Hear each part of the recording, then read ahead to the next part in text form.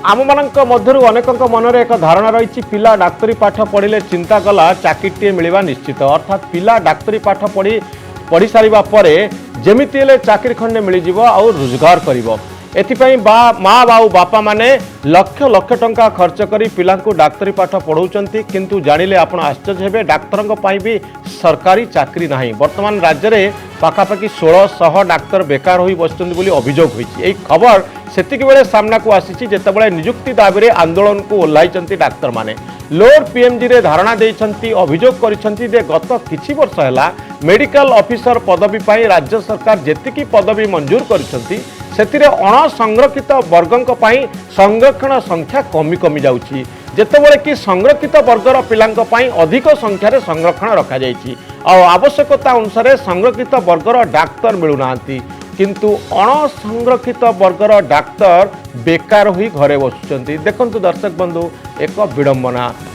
चाकरी अच्छी किंतु पिला नाहंती पिला अछंती किंतु चाकरी नाही जहाँकि सेमानंकु मानसिक अवसाद भीतर को टाणी नउची। तेणु ओपीएससी रो मेडिकल ऑफिसर पाई जो विज्ञापन बाहरी आउ संरक्षण व्यवस्था रही तार पुनः विचार करबा पाई दाबी होईची। दर्शक बंधु आपण माने भाबुथिबे जे डाक्तरी पाठ पढ़ी से जेउठी बसिले भी सेठी रोजगार करिवो विशेष करी कोरोना समय डाक्तर चाहिदा कहीं केते गुण बढ़ी जाइछि से माने पुणी कहीं सरकारी चाकरी पाई आंदोलन करुछंती या पछर कारण कौन दर्शक बंधु सतरे कौन से मानकु काम मिलुनी ना सरकारी चाकरी करी एक सुरक्षित चाकरी करबा लक्ष्य रे ए माने अछंती डाक्तर मानकर आंदोलन लक्ष्य करंतु ए मानक पाई बापा माँ माने लक्ष लक्ष टंका खर्च करिसंती बहु परिश्रम कला परे जड़े डाक्तरी पढ़िबार सुजोग पाए आउ जो माने पढ़िबार सुजोग पाई नथांती सेमानक भितरे गोटे बड़ अवशोष रही जाए दर्शक बंधु किंतु डाक्तरी पाठ पढ़ी सारा परे एमाने राजरास्ता रे काहेकि अछंती। दर्शक बंधु मो सहित सामिल होउछंती डॉक्टर दीपक सामल एवं डॉक्टर हरीश चौधरी। डॉक्टर दीपक सामल को मु पचारे पई चाहिबी आपण माने काहेकि आंदोलन करूछंती लक्ष लक्ष टंका खर्च करिसंती आपनका माँ बापा माने आउ डाक्तरी पाठ पढ़ी सारा परे तुरंत आपनको चाकरी मिल जिवो आपण सरकारी चाकरी को काहेकि अपेक्षा करिसंती।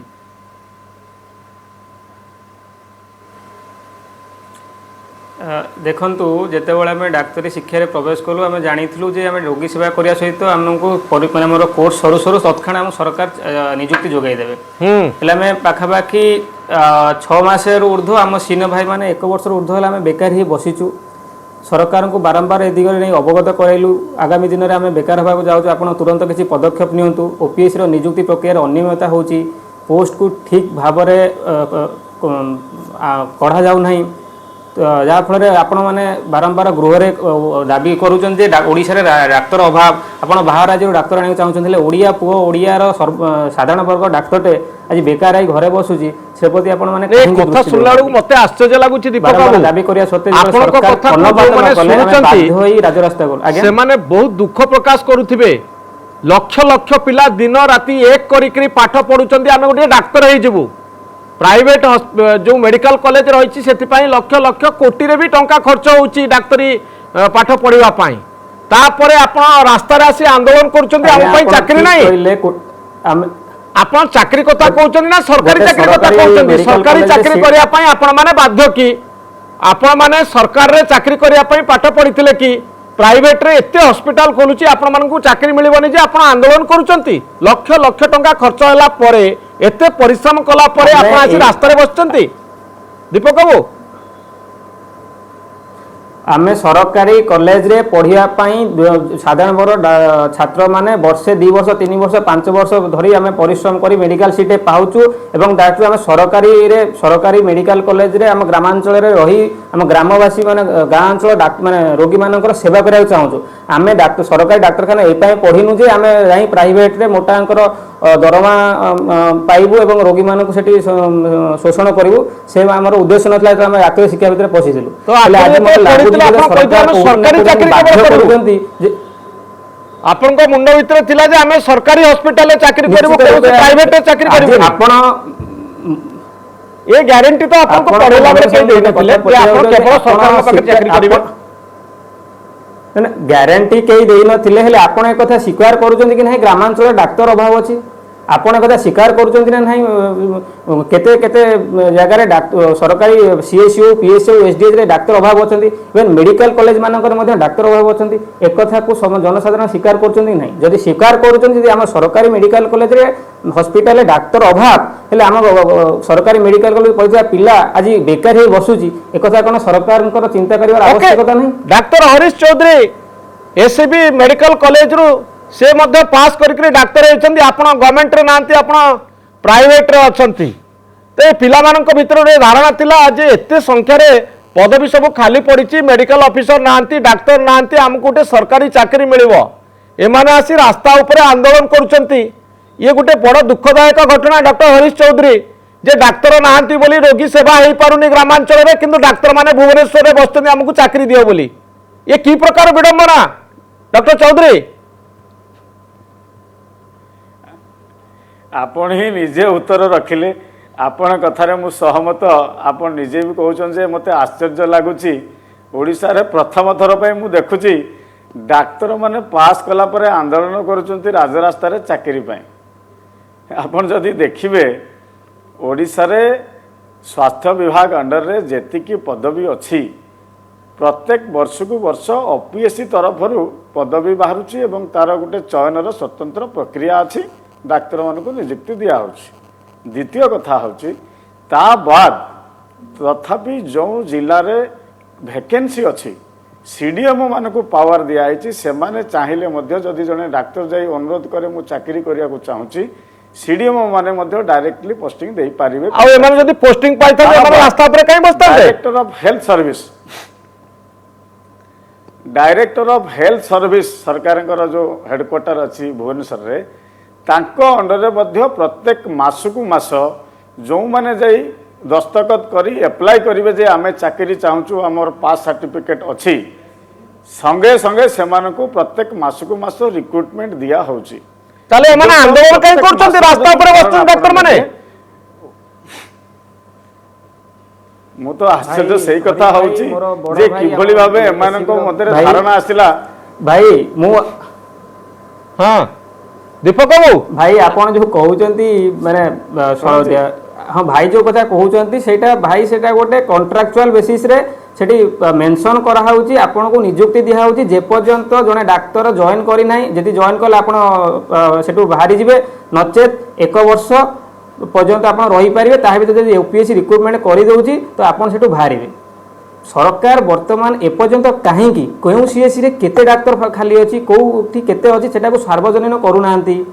डाक्तर जो नियुक्ति प्रक्रिया बाहर होची देखिए जदि भाई आपण जानिचंती 2020-21 पई 2452 पोस्ट सरकार काढी के बाहा नेले से साधारण वर्ग पई मात्र 600 केतोटी पोस्ट थिला सेटू 1500 रो 1600 संरक्षित वर्गर डाक्तर पदवी फांका पड़ीगला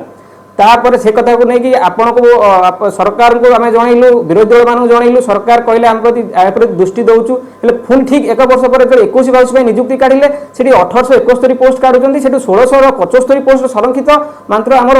साधारण वर्ग पई 196 पोस्ट रखुचंती आपण भाई जानिचंती एससीबी बरहमपुर बुलाई एई एतिय कॉलेज रु आमे पाखा पाखी 550 प्राइवेट रू 5050 डाक्तर प्रति वर्ष वर्तमान नियुक्ति माने पास आउट होउछु जोटी कि संरक्षित वर्गर 20% डाक्टर होउछन्ती आ 20% रू 10% डाक्टर गोटे medical Odisha medical health service की चूज करूनांती से संरक्षित वर्गटा भाई सब 1600 पिला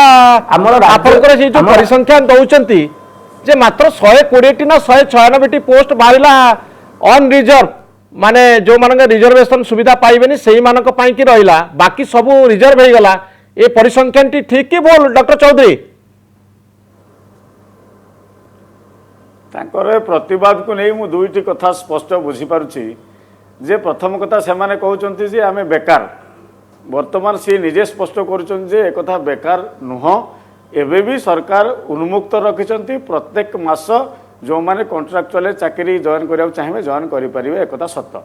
द्वितीय कथा होची जो रिजर्वेशन पॉलिसी कथा उठाउचंती सेटा आपण मध्ये जानि कॉन्ट्रैक्ट जते बेले ओपीएससी रो एनी चाकरी रे रिक्रूटमेंट बाहरे गोटे रिजर्वेशन पॉलिसी को नहीं बाहरे सेटा कौनसी सरकार को गाइडलाइंस नाही केंद्रीय गाइडलाइंस सुप्रीम कोर्ट रो गाइडलाइंस अनुसार रिजर्वेशन पॉलिसी तैयारी हुए एवं जेहेतु रिजर्व कैटेगरी रे डाक्तर मिलू नाहंती आवश्यक परिमाण रे विगत दिन मानकर से संख्या खाली पड़ी पड़ी संख्या एड ही जाउची एटा ओआरबी एक्ट गोटे अच्छी Odisha reservation against vacancy act से नियमटा सुप्रीम कोर्ट रो गाइडलाइन से अनुसार तांकर संख्या पद अनेक खाली पड़ुची हाँ। किंतु जो पिला माने अनरिजर्व कैटेगरी अच्छी डाक्तर माने पास करछंती जेकोसी समय से माने सेवा मनोवृत्ति नहीं चाकरी रे जॉइन करिया चाहिए प्रत्येक सरकार व्यवस्था अच्छी सीडीएम मान पाखे डॉक्टर चौधरी मु गोटे व्यक्तिगत प्रश्न पचारिबी आपण सरकारी चाकरी न करी प्राइवेट हॉस्पिटल रे काहे की चाकरी करचंती हरीश बाबू भाई हरीश भाई मु आसीबी दीपक बाबू आपण पाक हेलो हरीश भाई भाई आपण जो कथा कहले ओआरबी एक्ट आपण मध्ये एटी सार्वजनिक करदेले जे बहुत वर्ष होला से पोस्ट फांका पड़ी पड़ी रही ओआरबी एक्ट रे मेंशन अछि जदि 3 वर्ष ऊर्ध्व से वैकेंसी पड़ुची सेतिक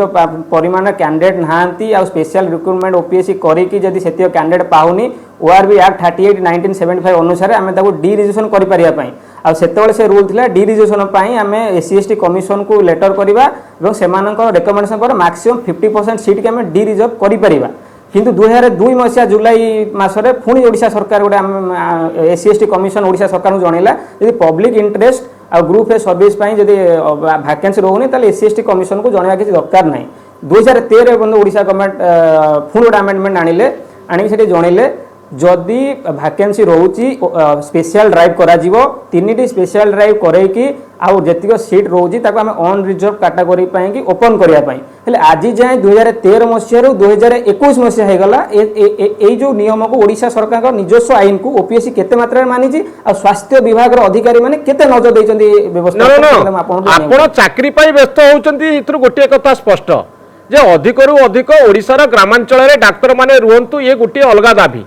किंतु आपण माने जो आंदोलन करूचंती आपण माने कहउचंती हमकु काहे की चाकरी मिलबोनी आमे बेकार हो जाइछु किंतु मोर मूल प्रश्न को मु जीवा पई चाहिबी ओडिसा रो सब अंचल रे डाक्टर माने रुहंतु सब डाक्तर खाना रे डाक्तर रुहंतु जेतिकी दरकार सेतिकी डाक्तर रुहंतु ये होउची हमर प्रथम कथा मोर द्वितीय कथाटी होउची जे मते विब्रत करूची जे डाक्तर माने आसी आंदोलन करूचंती अर्थात आपन को पई काम किछि नाही आपन को पई सतरे कोन किछि काम नाही ना आपन केवल सरकार को पाखे रहिले काम करिवे बेसरकारी संस्था रहिले आपण काम करिवेनी एही बोली एक धारणा रही कि आमे माने सब पाठ पढ़ुचु केवल सरकारी चाकरी ओपीएससी द्वारा आमे केवल चयन होबु एवं चाकरी करबु एटा होची हमर प्रथम काम ए आपन को लक्ष्य कि डॉक्टर दीपक सामल ना आमर एटा लक्ष्य नु आमर ग्रामांचल रे रोगी मानकु सेवा जोगेबा हो जे आमर कर्तव्य आमर जेतले आसीतिलु आमे ए भाव नै कि आसीतिलु तले ग्रामांचल जेतले सीट वैकेंसी पड़ी सरकार काहे कि निष्पत्ति न से विरोध रे आमर आंदोलन सरकार जदी कहबे जबरदस्त तमे जाओ कॉन्ट्रैक्चुअल 4 मास 5 मास पय सेठी रहयो तले आमे को भरोसा नै 4 मास 3 मास वर्षे मैक्सिमम आमे काहे कि सेठी जीवु न न मु बुझी पारुची जो माने प्लस 3 पास करते प्राइवेट रे बेकारी आंदोलन हबा उचित इच्छा नथे प्राइवेट सेक्टर रे काम करिया पे ना नहीं बेकारी आंदोलन होची चाकरी मिलुनी सरकार चाकरी दियंतु सरकार नुआ नुआ नियुक्ति तैयारी करंतु ये तो दाबी हुए आंदोलन हुए किंतु मु बुझी पारुनी जे आपण माने बेकारी काहे की हेबे आपण माने सरकारी चाकरी काहे की करिवे काहे की डाक्टर गोटे सेवा प्रोफेशन आपण बहु बाटर लोकन को सेवा करि परिबे आपण माने बेकारी हवा कथा सुनला को सारा ओडिसा विब्रत होई पड़िबे डाक्टर माने पास कला परे बेकार होई जाउचंती गोटे पटे सतर कोन काम करिवार सुযোগ डाक्टर मान को पय नाही सरकार कॉन्ट्रैक्चुअल माने को आपण मान को पर अनेक डाक्टर होतनी जो माने चाकरी करिया को चाहू नांती आगे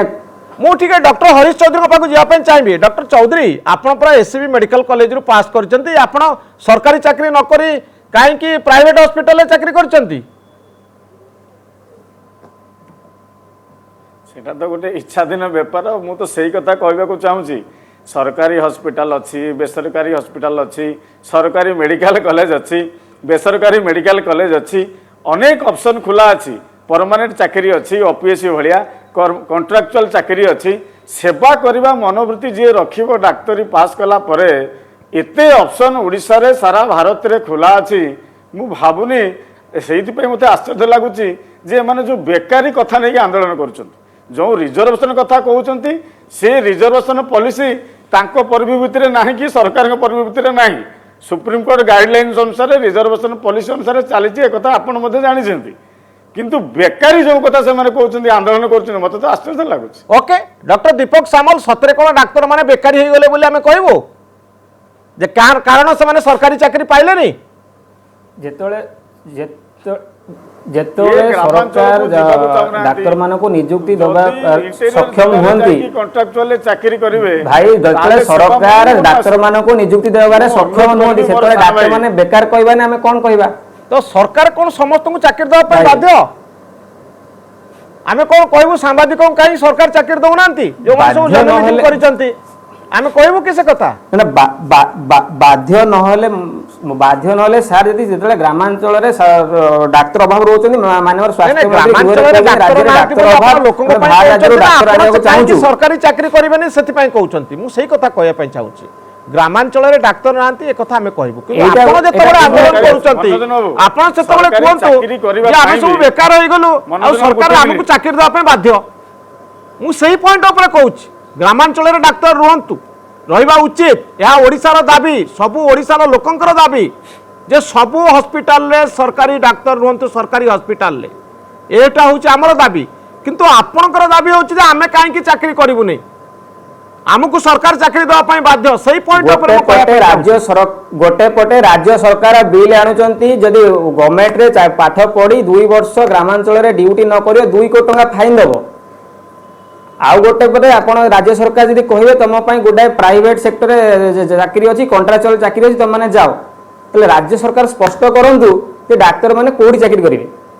ତାହେଲେ ବଣ୍ଡର ଗ୍ୟାରେଣ୍ଟି ଦେଇଛି ଯେ ଆପଣ ସବୁ ସରକାରଙ୍କ ପାଖରେ ଚାକିରି କରିବେ ବୋଲି? ଆପଣ ଓଡ଼ିଶା ବାହାରକୁ ଯାଇପାରିବେ, ଓଡ଼ିଶା ଭିତରେ ରହିପାରିବେ, ପ୍ରାଇଭେଟରେ ଚାକିରି କରିପାରିବେ, ଗଭର୍ଣ୍ଣମେଣ୍ଟରେ ଚାକିରି କରିପାରିବେ, ନିଜେ କ୍ଲିନିକ ଖୋଲିପାରିବେ, ନର୍ସିଂ ହୋମ ଖୋଲିପାରିବେ, ଏ ହେଉଛି ଆପଣଙ୍କର ଅଧିକାର। ପାଠ ଆପଣଙ୍କୁ ପଢା ହଉଛି, ଗୋଟେ ପଟେ ଚାକିରି କରିବେ ସରକାରଙ୍କ ପାଖରେ ଗ୍ୟାରେଣ୍ଟିଟା କୋଉଠି ଅଛି? ମୁଁ ଆ ଭିତରେ ଯୋଉ ମେଣ୍ଟାଲିଟି ଯୋଉ ମାନସିକତା ଅଛି ମୁଁ ତାକୁ ଚ୍ୟାଲେଞ୍ଜ କରିବା ପାଇଁ ଚାହୁଁଛି। ଆଜି ଭୁବନେଶ୍ୱରରେ ଆମେ ଦେଖୁଛୁ ସମସ୍ତେ କହୁଛନ୍ତି ସରକାର ଅଧିକରୁ ଅଧିକ ବଡ଼ ପ୍ରଶ୍ନ ହେଉଛି ସରକାର ଏତେ ଲୋକଙ୍କୁ ନିଯୁକ୍ତି ଦେବେ। ମୁଁ କେବଳ ଡାକ୍ତରମାନଙ୍କ କଥା କହୁନି, ପଇସାରେ ପଢିକି ସରକାର ବେସରକାରୀ ସଂସ୍ଥାରେ କାର୍ଯ୍ୟ କରିବାକୁ ଚାହୁଁଛନ୍ତି। ଆଉ ଗୋଟେ ପଟେ ଆପଣ କହୁଛନ୍ତି ଆପଣ କାହିଁକି ବେସରକାରୀରେ ନ କରି ସରକାରରେ କାହିଁକି କରିବାକୁ ଚାହୁଁଛନ୍ତି? ମୁଁ କହୁଛି ସେ କଥା କହୁନି, ମୁଁ କହୁଛି କେବଳ ଆପଣ ମାନେ ସରକାରୀ ଚାକିରି କରିବେ ନହେଲେ ବେକାର ହେଇଯିବେ, ଏଇ କଥାଟା ମୁଁ ଜାଣିବା ପାଇଁ ଚାହୁଁଛି। যে ডাক্তার মানে বেকার হয়ে গেলে আন্দোলন করছেন এ কথাটি মতো বিব্রত করুছি। আমি দেখুছু আম চারিপাখে পিলা মানে দিন রাতি কেতে পরিশ্রম করছেন ডাক্তার বনিবা পাই, আপন মানে ডাক্তার বনি সারলে তাপরে আপন মানে কৌছেন আমি সব বেকার হয়ে যাইছু, আম পাখে কাম কিছু নাই কারণ সরকার আমাকে চাকরি দৌনি। যদি হেডলাইন করা যায় ডাক্তার মানে বেকার হয়ে গেলে ওড়িশারে, এ তো গোটে বড় বিপজ্জনক কথা যে ওড়িশারে ডাক্তার মানে বেকার, সেমানক পাই কাম নাই, এইভাবে কথা যদি আমি কহবা আমি অধা পন্থুরিয়া শুণবা কি নাই, মু এই কথা জাঁয়া চাহুছি ডক্টর দীপক সামল। যেতবে সরকার নিজ রাজ্যের ডাক্তার অভাব রহিকি ডাক্তার মানুষ নিযুক্তি দেই পারু নাহান্তি, গোটে পটে ডাক্তার অভাব কই মেডিকাল কলেজ খোলুচন্তি, আজি আরম্ভ হয়ে যাইছি গোটে বর্ষ ভিতরে অভাব ডাক্তার মানে নিযুক্তি পাইবারে যে অসুবিধা হচ্ছে সরকার জানি মধ্যে কর্ণপাত করুনা। আগামী কালি যেতবে 7টি মেডিকাল কলেজ ডাক্তার মানে বাহারিবে সেমানে করিবে কোন? তো আপন কোন এয়া কହୁଛନ୍ତି সব মেডিকাল কলেজରୁ যেতে পিলা বাহারিবে সমস্তଙ୍କୁ সরকার চাকরি দেওয়া পাই বাধ্য?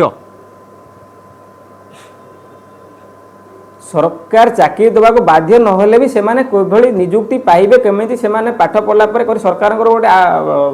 উদ্দেশ্য রহবা উচিত কি নাই না সরকার এমিতি গুড়াই গুড়াই মেডিকাল কলেজ খোলিকি ডাক্তার মানুষ বেকার করিকি ঘরে বসিবার কিছু অসুবিধা করছেন না নচেত তাকে ইনডাইরেক্টলি কৌছেন তুমি যাও প্রাইভেট মেডিকাল কলেজে খট?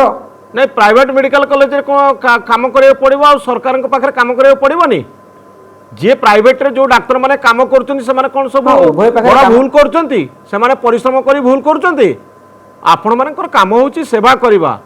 এবং সুরক্ষিত চাকরি হচ্ছে বর্তমান সময়ের সবুঠারু বড় বিপদ।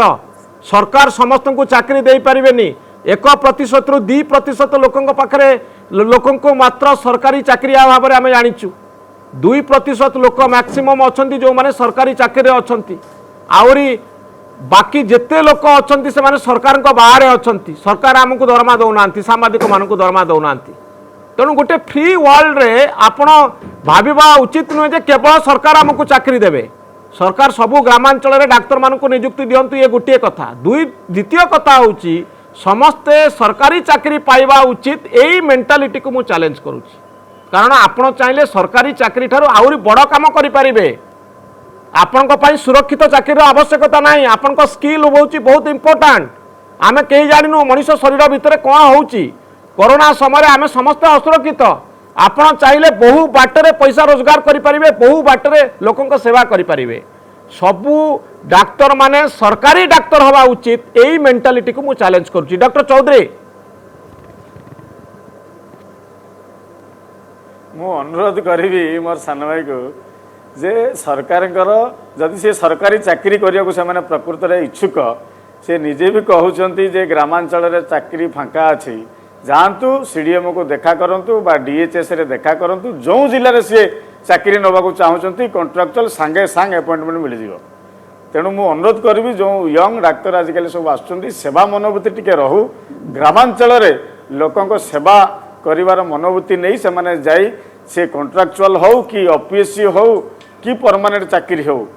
କି ମେଡିକାଲ କଲେଜ ପ୍ରାଇଭେଟର ହେଉ କି ଗଭର୍ଣ୍ଣମେଣ୍ଟର ହେଉ, ଯେକୌଣସି ଜାଗାରେ ନିଜକୁ ନିୟୋଜିତ କରି ସେବା କରନ୍ତୁ। ସେବା ମନୋବୃତ୍ତି ଆଣନ୍ତୁ, ଚାକିରି ମନୋବୃତ୍ତି ନ ଆଣନ୍ତୁ। ଡାକ୍ତରୀ କେବଳ ଏକ ସେବା ଚାକିରି ନୁହେଁ, ଏହା ଏକ ସେବା। ଏଇ କଥା ଡକ୍ଟର ଚୌଧୁରୀ କହୁଛନ୍ତି। ମୁଁ କିନ୍ତୁ କହୁଛି ଓଡ଼ିଶାର ସବୁ ଘର ସରକାରୀ ହସ୍ପିଟାଲରେ ଡାକ୍ତର ରହିବା ଉଚିତ, କୌଣସି ଜାଗା ଖାଲି ରହିବା ଉଚିତ ନୁହେଁ। ଆଉ ମୋର ସ୍ପଷ୍ଟ ମତ ହେଉଛି ଯେଉଁମାନେ ଡାକ୍ତରୀ ପାସ୍ କଲେ ସେମାନେ ଭାବିବା ଉଚିତ ନୁହେଁ ଯେ ଆମେ ସରକାରଙ୍କ ପାଖରେ ଚାକିରି କରିବୁ। ଆମେ ହୁଏତ ଆହୁରି ବଡ଼ ବଡ଼ ଜାଗାରେ ଚାକିରି କରିବୁ, ଭାରତ ଭିତରେ ଚାକିରି କରିବୁ, ପୃଥିବୀରେ ବିଭିନ୍ନ ଦେଶରେ ଚାକିରି କରିବୁ। ଆମର କ୍ଷେତ୍ର ବ୍ୟାପକ ହେବ, ବହୁ ବାଟରେ ଆମେ ଲୋକଙ୍କର ସେବା କରିବୁ। ନିଜେ ଦାତବ୍ୟ ଚିକିତ୍ସାଳୟ ଖୋଲିପାରିବୁ, ଆମେ ନିଜେ ପ୍ରାଇଭେଟ ହସ୍ପିଟାଲ ଖୋଲିପାରିବୁ, ବହୁ ବାଟରେ ଆମେ କାମ କରିପାରିବୁ। କେବଳ ସରକାର ଆମକୁ କାହିଁକି ନିଯୁକ୍ତି ଦେବେ? ମୁଁ ଏହି ପ୍ରଶ୍ନ ପଚାରିବା ପାଇଁ ଯାଉଛି। ଆମେ କାହିଁକି ଓଭର ଡିପେଣ୍ଡେଣ୍ଟ ହବୁ, ସରକାରଙ୍କ ଉପରେ କାହିଁକି ଏତେ ନିର୍ଭରଶୀଳ ହବୁ? ଡକ୍ଟର ସାମା, ହଁ ସେଇ କଥା ମୁଁ କହିବାକୁ ଚାହୁଁଛି। ଆମେ ଏଇପାଇଁ ଜଣାଉଛି ଯଦି ରାଜ୍ୟବାସୀଙ୍କ ପାଖରେ ଡାକ୍ତର ପହଞ୍ଚି ପାରୁନାହାନ୍ତି, ଆମେ ଅଛୁ ଆଉ ଚାହୁଁଛୁ, ତାହେଲେ ସରକାର କାହିଁକି ପ୍ରକ୍ରିୟା ଆରମ୍ଭ କରୁନାହାନ୍ତି? ଫାଷ୍ଟ କଥା ଆପଣ ଯାହା କହିଲେ ଡାକ୍ତର ପାଇଁକି ଅଲଗା ପ୍ରକାର ଅଛି ନିଯୁକ୍ତି, ସମସ୍ତେ ଚାହିଁଲେ ନେଇପାରିବେ। ଗୋଟେ ପଟେ ସରକାର କହୁଛନ୍ତି ରାଜ୍ୟବାସୀଙ୍କ ସେବା କର, ରାଜ୍ୟବାସୀଙ୍କ ପଇସାରେ ପଡ଼ିଛ, ରାଜ୍ୟବାସୀଙ୍କ ସେବା କରିବା ପାଇଁ ତମେ ଆଗେଇ ଆସ। ଗୋଟେ ପଟେ ଆମେ ଯେତେବେଳେ ଆଗେଇ ଆସୁ ସରକାର କେବଳ ପରମାନେଣ୍ଟ ସେବା ହେବ, କଣ୍ଟ୍ରାକ୍ଚୁଆଲ ସେବା ହେଇପାରିବନି। ଆପଣ ଯଦି ସତରେ ସେବା କରିବା ପାଇଁ ଚାହୁଁଛନ୍ତି, ଆପଣଙ୍କୁ କେବଳ ସ୍ଥାୟୀ ନିଯୁକ୍ତି ମିଳିଲେ ଆପଣ ସେବା କରିବେ। ଆଉ ଯଦି ସିଡିଏମ୍ଓଙ୍କ ପାଖକୁ ଯାଇ କଣ୍ଟ୍ରାକ୍ଚୁଆଲ ଚାକିରି କଲେ ଆପଣ ଆଉ ସେବା କରିପାରିବେନି। ଆପଣଙ୍କୁ ଏ ଗ୍ୟାରେଣ୍ଟି କିଏ ଯିବ? ଜୀବନ ତ ସବୁବେଳେ ଅନିଶ୍ଚିତ। ଆପଣଙ୍କୁ ଏ ପୃଥିବୀର ବ୍ୟାପକ ଦୁନିଆ, ବଡ଼ ଦୁନିଆ ଭିତରକୁ ଯିବା ପାଇଁ ପଡ଼ିବ, ଲମ୍ଫ ମାରିବାକୁ ପଡ଼ିବ। ବହୁତ ଅନିଶ୍ଚିତତା ଜୀବନରେ ଆସିବ।